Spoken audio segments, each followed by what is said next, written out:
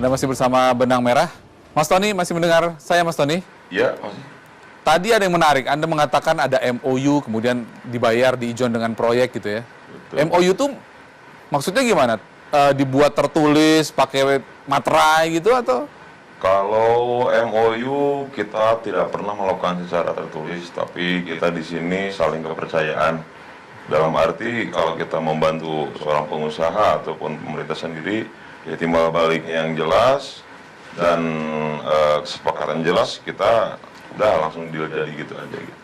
Jadi tidak ada secara tertulis, tidak ada gitu. Kalau salah satu kemudian wan prestasi gimana? Oh, kalau justru lebih enak kalau pihak pengusaha ataupun pemerintah menyimpang dari yang kita sudah diharapkan, justru kita lebih enak karena kita punya kartu as yang memang kita bisa hantam lagi. Seperti itu. Tadi soal ijon proyek. Proyek-proyek apa aja sih yang kemudian Anda dapatkan misalnya? Banyak yang jelas di setiap kabupaten atau provinsi, di setiap lini OPD pemerintahan itu bisa kita masuk gitu. Yang Nilai proyeknya sampai berapa tuh? sampai miliaran. Sampai miliaran? Iya. 1 miliar, 2 miliar atau jangan-jangan 2 digit? Ya, tergantung, terkadang ada sebuah komitmen dari sebuah orang pengusaha yang sudah menjadi adat ataupun tradisi. Contoh, kita pengen mendapatkan proyek yang 1 miliar, ya minimal 10% masuk dulu lah. Nah, jadi kita dari pengusaha dapat, dari pemerintahnya pun dapat, dan bahkan kita pun dapat pekerjaan juga, bahkan kita jual juga ke pengusaha yang lain gitu, yang kiranya membutuhkan pekerjaan tersebut. Gitu. Tony, saya satu hal lagi, saya ingin bertanya kepada Anda, menurut Anda, tempat organisasi Anda ini layak disebut organisasi kemasyarakatan, perkumpulan, atau geng? Kalau saya kira organisasi manapun atau ormas LSM manapun tidak ada yang salah. Cuman di sini perekrutan anggota-anggota tersebut yang seharusnya benar-benar sesuai dengan sumber daya manusia, dalam arti tidak sembarangan. Nggak, menurut Anda pantasnya disebut geng, ormas, atau perkumpulan? Oh, kalau saya ormas lah jelas. Ya, boleh Pak Darmin. Bung Tony, ini kalau dia mau ke Pemda atau ke pemerintah gitu, inisiatif sendiri dari ormas atau pesanan dari pengusaha tuh? Kalau kita sebetulnya tidak semuanya pesanan ketika kita melakukan demonstrasi ataupun sebuah pergerakan, yang jelas tidak semua pergerakan ataupun kegiatan kita itu titipan atau bahkan dari pengusaha ataupun dari pemerintah. Terkadang memang kita perlu menyuarakan apa yang sekiranya perlu kita suarakan. Contoh, ada hak-hak masyarakat yang memang tertindas, terdolimi, kita suarakan dengan secara baik-baik dan memang itu dari hati nurani kita tanpa ada bayaran dari apapun, dari siapapun gitu Pak. Jadi tidak semua kegiatan yang kita lakukan itu kita dibayar, enggak. Tergantung situasi dan kondisi gitu.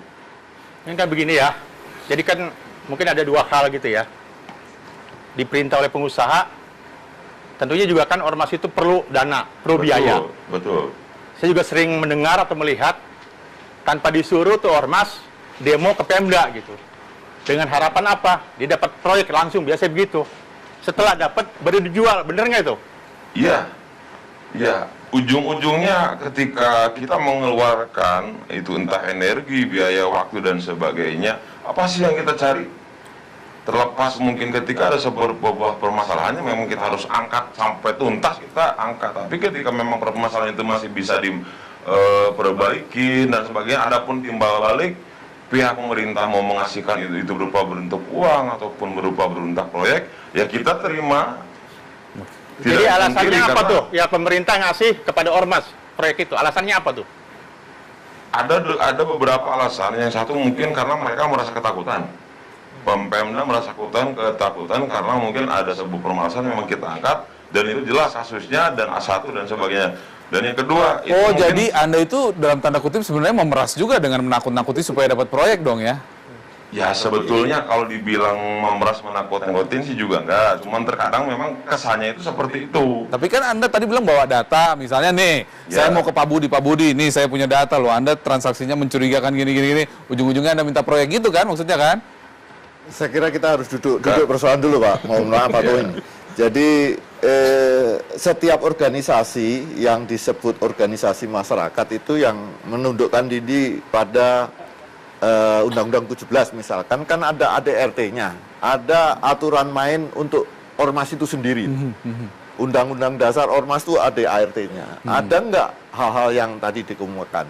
Kalau itu hanya semacam perkumpulan, geng, itu ada juga, itu berserikat berkumpul untuk tujuan tertentu. Geng motor juga ada itu. Dan itu ketika di ruang publik, ranah dari peraturan-peraturan seperti KUHP sudah bisa diterapkan langsung. Tapi bagi ormas yang tidak sesuai dengan ADRT-nya, ketika menyimpang dari kegiatan yang tertuang di dalam ADRT-nya, maka didapatkan sanksi dari... Tapi kan apa yang dipaparkan ini ada dan nyata tuh Pak.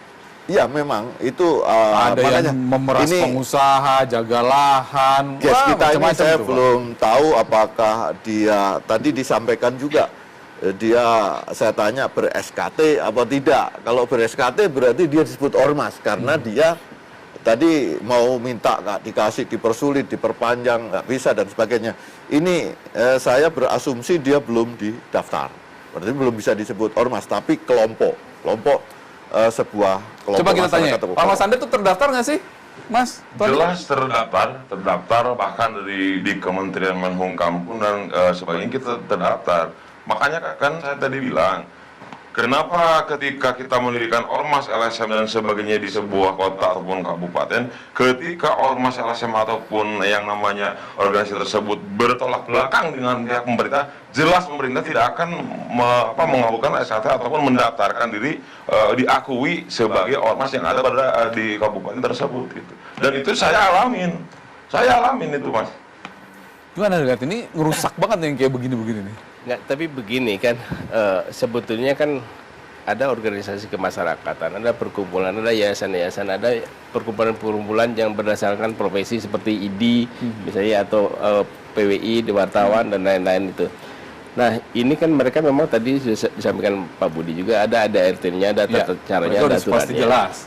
Nah sebetulnya sampai di situ tuh nggak ada masalah.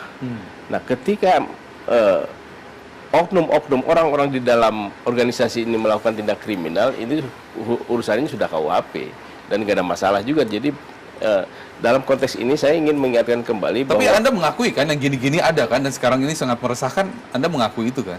itu ada, tetapi kan karena hukum tidak menyentuhnya. Nah jangan sampai undang-undang ormas ini seperti yang terjadi di DKI misalnya, karena seperti contoh misalnya di Badan Musyawarah Betawi, hanya karena ikut mengkritik gubernur, kemudian waktu itu Ahok bilang dia mau menyetop sumber pendanaannya, padahal itu ada di anggaran Pemda itu ada. Nah jadi tugas pemerintah ini adalah memfasilitasi masyarakat yang ada di dalamnya. Jadi dan syarat untuk kita kembali ke masalah kenapa ini ada nih, karena kita masuk ke negara demokrasi. Syarat untuk demokrasi itu ada dua, satu kebebasan berpendapat dan berserikat, yang kedua penegakan hukum. Equality before the law, setiap orang, setiap warga negara sama di hadapan hukum, di hadapan undang-undang. Nah kalau dua hal itu terjadi, ini yang gini-gini sudah nggak akan terjadi, karena bedanya di organisasi ini, kenapa masyarakat ini perlu berorganisasi? Karena ada kebutuhan-kebutuhan kolektif, ada perkumpulan-kumpulan masyarakat di situ membutuhkan satu hal, sehingga harus diperjuangkan bersama-sama. Kalau untuk perekonomian kan kemudian muncul koperasi-koperasi itu. Nah jadi mengenai masalah ormas terus bertumbuhan ini sebetulnya apa? Artinya apa? Artinya partai tidak bisa menampung aspirasi masyarakat, sehingga masyarakat harus berkumpul sendiri. Jadi ada persoalan yang lain. Nah kemudian kalau ada alasannya ada ormas anarkis, kemudian pemerintah membuat mereka yang undang-undang untuk membubarkan ini, menurut saya ini salah, ini sudah melawan demokrasi. Jadi kalau memang ada masalah, ada tindak pidana, ya urusannya polisi dong. Baik. Kalau saya gini. Sebentar Pak, di segmen berikutnya pertanyaan kita adalah siapa sih sebenarnya backing mereka? Dari mana mereka memperoleh dana sehingga kemudian eksistensinya bisa bertahun-tahun dan bahkan ditakuti? Nantikan kami saat lagi, tetap bersama kami.